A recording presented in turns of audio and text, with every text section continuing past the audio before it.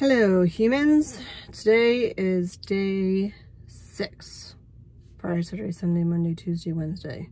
Today's day 6. The lighting is really bad because it's like it's like nighttime, and I just got back from picking up my son from the gym, and I was playing tennis, so I'm all sweaty and icky, but I played really good tennis. But today was a big day, because today, again, sorry for the lighting, today was the day that I told my kids that I have breast cancer. Oh, it's starting to rain, so you get sound effects in the background. If it thunders, I might have to go inside.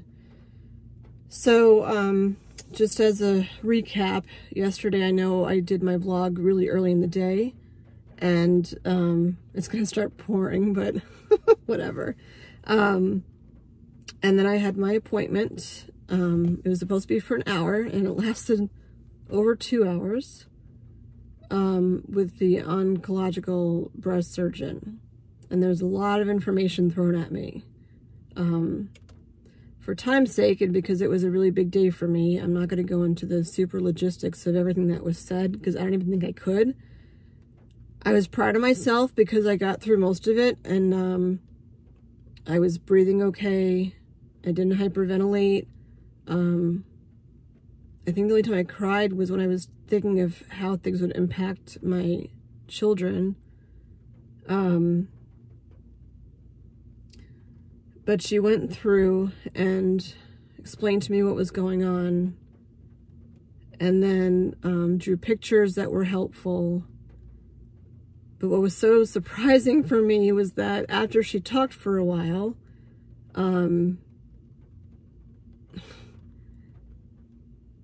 let me rewind. I'm all over the place. I apologize. It's just, there's been so much information, and I guess, like, you know, part of why I'm doing these vlogs is to help you understand if you're going through it yourself or loved ones, because there's so much stuff in my head right now that I can't even process everything, and it's almost like your brain just kind of shuts off. I was on for about an hour yesterday, and then my brain kind of shut off, but I did audio record the appointment, which is super helpful. I did have one of my friends there, and I did audio record it, like a voice memo on your phone. That way I can go back and, you know, listen to it myself as to what she said. So the gist of what she said is that, you know, I have that 3.3 centimeter mass in my right breast. She showed me the images so I can clearly see, like, what was going on.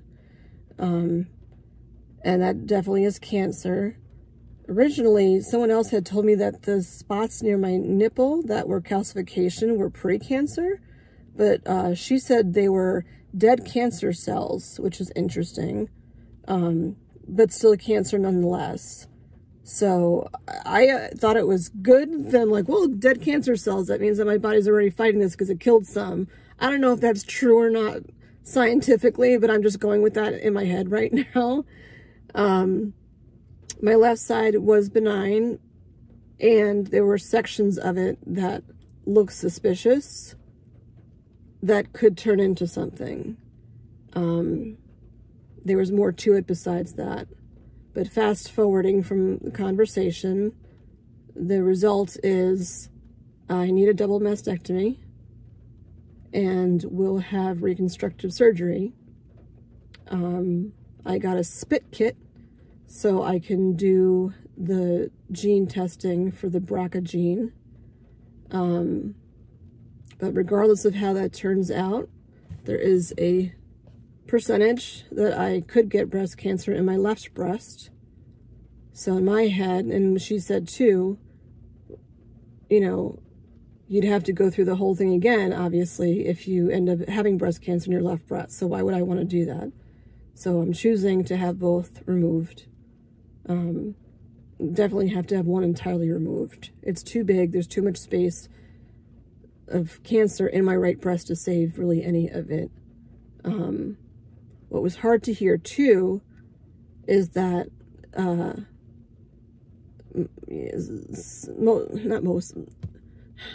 the way they cut into it, like I couldn't kind of picture like what it looks like. I'm like, do they just like, you know, here they are. Do they just like chop it off and you're just like, you know, you have nothing there? Like, how do they do that? I couldn't like picture what it looks like, like not the ins and outs. And I'm like, I just don't get how it works. Like I've seen people that have had mastectomies that choose not to have reconstructive surgery and it's just flat. But I'm like, do you take the tissue or the skin from someplace else in your body? I just didn't get it. But she drew on my left breast, like basically how they would make the incision, and that the oncological breast surgeon and the plastic surgeon basically do it all in one procedure, which is good because, you know, less procedures, the better. With some people, you can save the skin where the nipple is. And you basically just put the implant in and then, you know, put your nipple back. Because of the way my breasts are shaped, and for me, more concerningly, that the cancer cells are very, very close to the outer layer that's closest to the skin. So I think she's not comfortable, nor am I, keeping a nipple where there's cancer close to it. It's amazing with the science what they can do now, where you can choose. This is so funny, and I apologize for the colloquialisms. I mean, you know, men and women, if it gets cold out, you know what happens to your nipples, you know. Some people choose to not have nipples at all and go to a tattoo artist. They have specific tattoo artists just for this that specialize in basically inking you so you look like, it physically looks like you have a nipple. They also can take a piece of your skin and, you know, basically construct a nipple that's, you know, that sticks out like a regular nipple would. So, you know, I don't have to even think about that right now. That's not even like in my space at all. It's interesting that they can do that. It's just like make a nipple. I kept meaning to ask her about like, how does that work with nerves? Basically, this is all happening fast. It's going to happen in like 2 or 3 weeks. That's fast. I didn't think it would be that fast. Yeah. Because as she was finishing up, I said, you know, well, what's the time that we're looking at? You know, how far along is this, like, whatever. And there's a lot. I'm not going to get into all of it with you, but she said, you know, we can get an appointment on the books in 2 weeks. And I'm like, 2 weeks? I was supposed to be on vacation in 2 weeks. Like, there's 1 week a year where I don't have my kids there with their father. And I'm like, that week is the week that I get to have my breasts removed. Like, what? That's not how I want to spend my vacation. But I don't know that it's that date, so I don't want to, like, get ahead of myself there. I have an appointment on July 26th with the plastic surgeon to talk about how that works. I'm such a, I feel like I'm such a natural person, like, in personality and, like, physically, too. Like, I don't know, like, I'm pale as a ghost, and I don't do tanning beds, and, like, you know, like, my hair, I have it back because I was playing tennis. Like, I don't, like, care what it looks like, just, like, own it. And now I'm gonna have, like, breast implants. I mean, I can choose not to, but, like, for me, like, my breasts are my womanhood. I can't imagine not. I would never not have them. It's just me. It's not a superficial thing. I just think it's just part of what makes you a woman. Yeah. And it's not like I'm gonna, like, go get, like, double D's or something, because that hurts your back. I don't need to do that. I like the same size that I have like right now. And I had to make a decision whether or not I want to have nipples. It's just such a weird thing to have to even think about. But she showed me some before and after pictures of tattoo artists and people that have, you know, had this done. And she said some people don't even have nipples put on. And there was a picture she put on of a woman that had, you know, implants, you know, reconstructive surgery and didn't have nipples. And to me, it looked almost like, you know, like an episode of Star Trek or something, because they didn't look human to me. So I'm like, yeah, I'd want to have nipples put on. And she knows a fantastic plastic surgeon, or I'm sorry, tattoo artist who's in Canada, but comes down to the States to do procedures, or whatever you would call it. But she showed me even the before and after pictures. I'm like, I don't like how they look. Like, they're misshapen, even though they've had the reconstructive surgery, because you can have it done and it looks great at that time, but then once she takes the, you know, it's basically like you take a it's almost like an eyeball shape, like a, what shape is that, like this shape. I can't even think of what that is. Like, you know, above your nipple and beneath your nipple. I'm sure there's a name for the shape. I'm just not thinking. And they, you know, that's where they make the incisions, and then they kind of like go in and separate the breast tissue from whatever's above it. And then, like, you know, scoop, scoop, scoop, scoop, scoop, scoop, take all the icky stuff out. You know, plastic surgeon steps in. This is at least what I'm picturing. He, you know, goes in, puts the implant in, and does their special thing. And then the tissue is sent out to a lab in California, and they analyze it to see, you know, what's going on with the tissue. And at that point, that's when I will know if further treatment is needed. There's a medication, which I can't remember off the top of my head. There's a medication that I'll be on. I don't know when. There's just so much. There's a medication, because the cancer cells have receptors. I don't know if all do, but mine do. They have receptors on the outside, basically, of what fuels it. It weirdly, when she drew it, looked like a COVID virus cell, whatever the virus thing is. I feel like I should have a light on, but then does that look weird? Because then, like, only half my face is lit up. As much as I appreciate you all, I don't need you seeing where I live. I'll put the light on, I guess. I don't know which is better or worse. I feel like it's getting really dark out now. That's half my face. Anyway, or is it better if I turn? Actually, that's better. I'll do that. Here we go. Where was I? So the cell has receptors on the ends, and there's 3 kinds of things basically that fuel cancer cells: estrogen, progesterone, and a third one starts with an H, and that's like the one you don't want to have, and I don't have that one.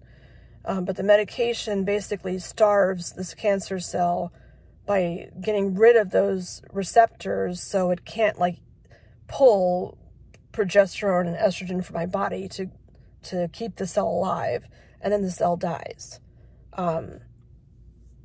After they send the tissue sample to California and get the stuff back, the results back, they'll know, you know, beyond that, if further stuff needs to be done. Radiation and chemo would be like an insurance policy that nothing would, you know, that nothing would, you know, the cancer wouldn't be any place else, or if it was, like, you would kill it off. They also go, because I'd heard about sentinel, I think I'm saying that right, sentinel nodes, which is like the first lymph node closest to your armpit. So if the sentinel node is normal, the first one, I think, then I'm not a doctor. Let me just put that out there. By far, I don't have any science, anything. I sucked at biology. But they check the lymph nodes too, and the lymph nodes, depending on what comes back, you know, tells them if there's a chance that it could spread, and then, you know, what treatment would be after that. But I'm not thinking that far ahead. There's no point in it. I can't go that far. Like right now, the first step is surgery and medication. So that's like where I need to be, and not think, you know, after that. I don't know what to expect. I mean, they told me I have to be out of work for 6 to 8 weeks. Which is a little difficult with my job because it's not like somebody else at my job knows how to do what I do. Like when I was a teacher, someone else could step in because they know what my lesson plans are. It's not like that with the job I have now. But they'll figure it out. But I have to be out of work for 6 to 8 weeks while I'm healing. I'm hearing from some people that the recovery is really tough. We'll see. And I have to think about like what I need as for help. So I pretty much had it together yesterday. There's more information, but I want to get inside and be with my kids. I did tell them today. I was so nervous. Like I didn't know what to say, and thank God I recorded it because I asked her, like, what should I say to my kids? I don't want to scare them. My older one is a biology major, pre-med. Like, I'm sure he's intrigued by some of this to learn. But I don't want to give them too much information to, like, frighten them about something that might not even happen. So, we had a good conversation. You know, I told them that I have breast cancer. They know I had the MRI done, and they know I had the biopsy done. So I told them that they found cancer in my breast, and right now it's just in my breast, and then I'm going to have both removed. And then I'll have the implants, which kind of lightheartedly switched the conversation, because I've wanted a tattoo for a long time, and I've wanted it on the inside of my wrist, and I've been thinking about like what to actually put there, and finally I'm like, all right, put my big girl pants on. I found the tattoo artist that I really want to do the tattoo on my wrist, and I've been pulling together some images of what I've been looking for to do, and I guess that's not going to be my first tattoo. So who would have thought that I'd have 2 nipple tattoos? But reminding to the picture that I saw that had the 2 boobs on it, that had no nipple at all, she also showed me like work done by this tattoo artist in Canada. And there was one image that she showed me that had, you know, nipples, implants and nipples. But she had, like, I'm going to scan down here. These are my love handles. What are you going to do? She had, like, you know, the nipples were tattooed on. And then she had, like ivy. Like, ivy was, like, growing from in between, like, down and stuck out a little bit. And I felt so much better seeing that picture, because I'm like, that is one badass chick, you know, like, you could wear a bikini or something. When I'm feeling better, I'll work on the muffin top a little bit, but I could wear a bikini and have like a little piece of something like sticking out and be like, oh, you know, she's got a tattoo, she must be hardcore, and be like, yeah, and these aren't even real, you know, and it's a conversation to have.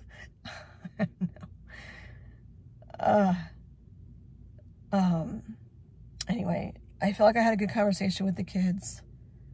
I told my ex-husband, and then I felt like free to tell other people too.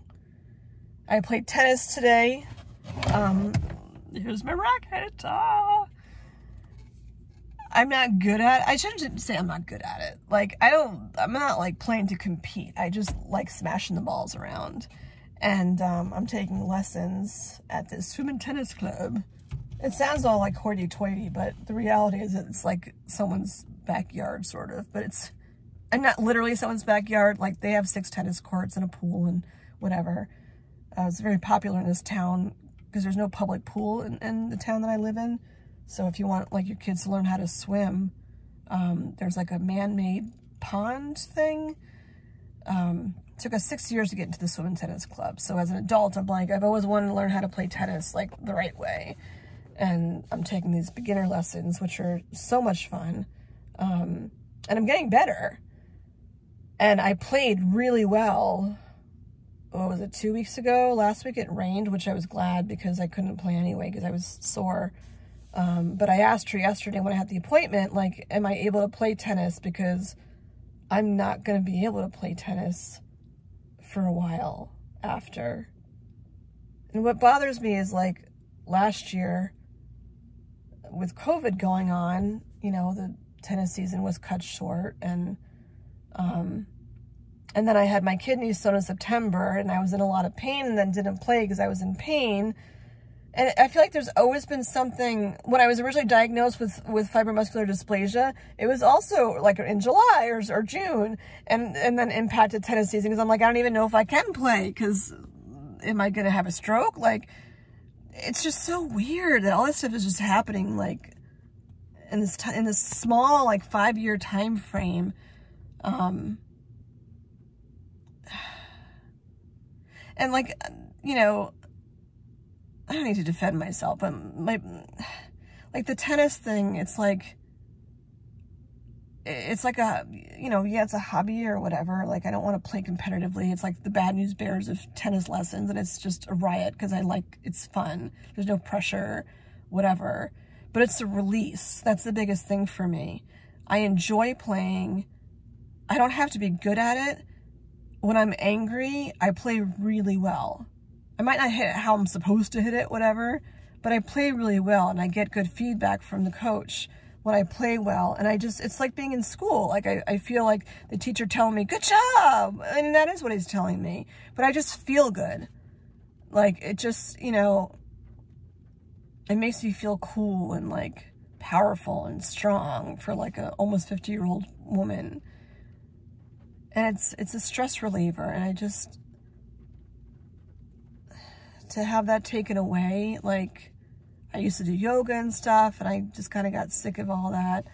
I'm like, well, then I found tennis, and, you know, it just keeps getting pulled away from me. And I don't know when I'll be able to play again, because I want to make sure I give my body the time to heal. Just checking the time. And the other thing is, like, I started kayaking. I used to have a huge fear of water. I don't swim well. And then I used to live on Long Island, and you're obviously surrounded by water. There's a lot of water sports. And when I had FMD, I was told, you know, can't jet ski anymore. And not that I jet ski all the time, but it's fun to jet ski if you're on vacation or something. So I'm like, well, kayaking is not super bumpy. You can ride into the waves if you want to, which is fun. I like to do that. And you have a life jacket on, so it's not like, you know, I don't have to be worried about if I can swim or not, because you have to. You know, it's through other companies that do rentals. Like, you have to wear a life jacket. And I like kayaking. And again, it's mostly upper arm, so I won't be able to kayak. And I did it several times last summer. And this summer, I did it like almost 3 weekends. I think it was 3 weekends in a row. And I'm like, you know what? I'm going to get a season pass. Like, commitment, you know. I'm going to get a season pass and commit to going out to kayak once a week. And then I'll have like tennis in between that. And I'll get back in shape, and I'll be like, her. And now it's like kayaking is being taken away from me because I can't paddle. And one of my friends already told me that she would, you know, we could do double kayak and she'd be in the back. And I'm like, I could do that because the water's still relaxing, but I'd feel like I want to paddle, you know, I want to be strong and whatever. It's really hard. It's like, you know, you want to be strong and be like, you know, a badass and stuff, but then you have to respect your body too. And it's such a tough balance. I'm starting to ramble. So yeah, so tomorrow I have a colposcopy, and then Friday I have a pelvic MRI. because of other stuff that hopefully turns out to be nothing. We'll see. But I'm proud of myself for today. I'm so much less anxious today. So when I went to pick up my son, I finished tennis, I got gas so that we can head on the road for the colposcopy tomorrow. And then I got gas, went to go pick up my son from the gym, and I was early. So I made a little pit stop, like when you're 19, and got myself a couple of heinies. Not that I advocate alcohol, but I'm not a big drinker at all. But I could use, I would like a couple of beers this evening. I'll probably drink 2 and then be full. So day 6. So the kids know. I just told my mom. I texted some people. I get now why some people just like fall off the face of the earth. Like, I don't want to make 20 phone calls right now. I don't want to say the same story over and over and over again. It's not out of like lack of respect for my friends or prioritizing who's who.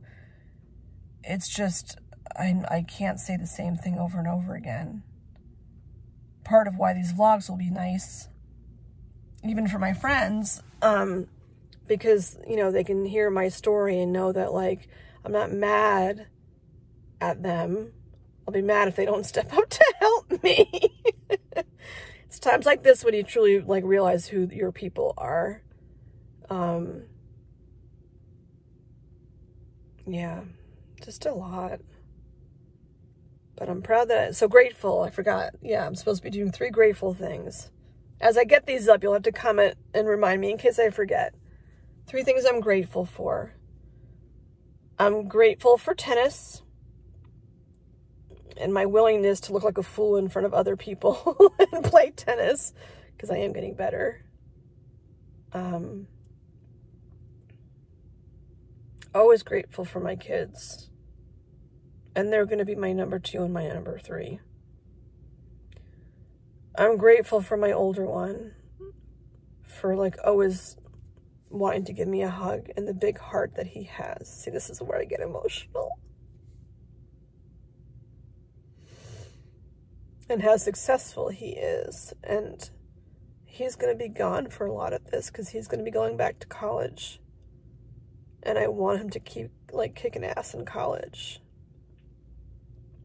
It would be good if he came back to visit more often than he usually does. To be there, you know. But I'm just so proud of him. And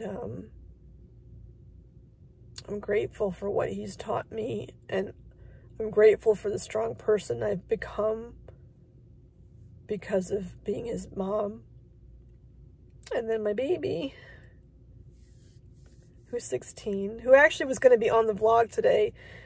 And then I'm like, it might be a little too soon. I don't know. But, like, he doesn't usually do that. Like, he's like Joe Cool. I thought it was a great compliment that he even offered to be on the vlog and share all this. But it's a lot. I mean, I'm going to just let him sit on it for a little while and see if he wants to.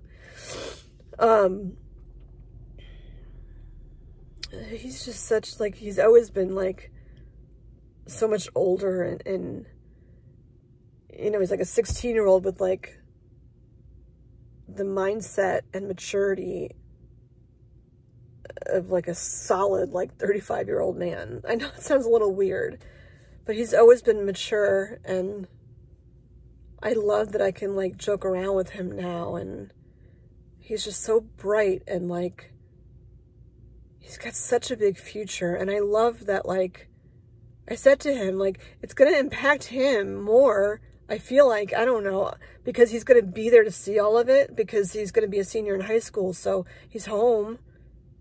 You know, I'm a single mom, he's home, he's going to see all this stuff. And I told him, like, I'm going to hire a cleaning lady again.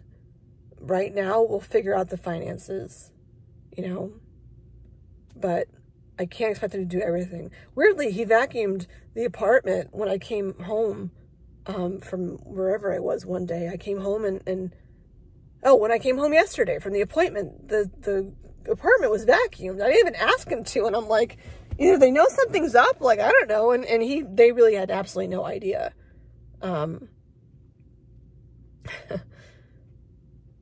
But I said, like, I'm not taking more away from him. He's, you know, through COVID, it's been so hard on these kids. You know, they've been doing school from their computers at home, you know, didn't get to see their friends. One of his friends moved. It's just, there's a lot. And then I had COVID. I was in isolation. He had to step up and do all this stuff that, like, he didn't know. He's 16. Like, you can't expect a 16-year-old to, like, you know, after, like, boop, nope, mom's in isolation, can't get out of your room. So all of a sudden you're the man of the house. You know, it's too much. So I said, I'm going to get a cleaning person so he doesn't have to worry about that. Like, right now, he's had to step up and be mature far before his years. And this is his last year under the roof before he goes to college. And he needs to be a kid. You know, once you're an adult, you're an adult. There's no rewinding. He needs the time to just be a kid. You know?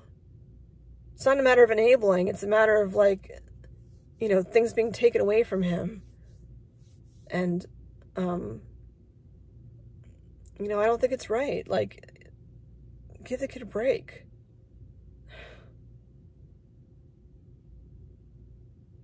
So I said to him, like, you have to communicate with me as to what you need and what you don't want to do. And he does his own laundry, whatever, you know. But he's like, what did he say? I don't like doing dishes. And I'm like, fine. I'll get a sign-up genius, or actually someone else already offered to do that for me. So set up a sign-up genius and say, I need someone to come to the house, whatever, 3 times a week, 4 times a week, whatever, or every day, whatever it's going to be, and do the dishes. You know, maybe every other day or something. I need someone to come to the apartment to, you know, do the laundry. I actually already have someone that said she likes doing laundry. Who likes doing laundry? But she does.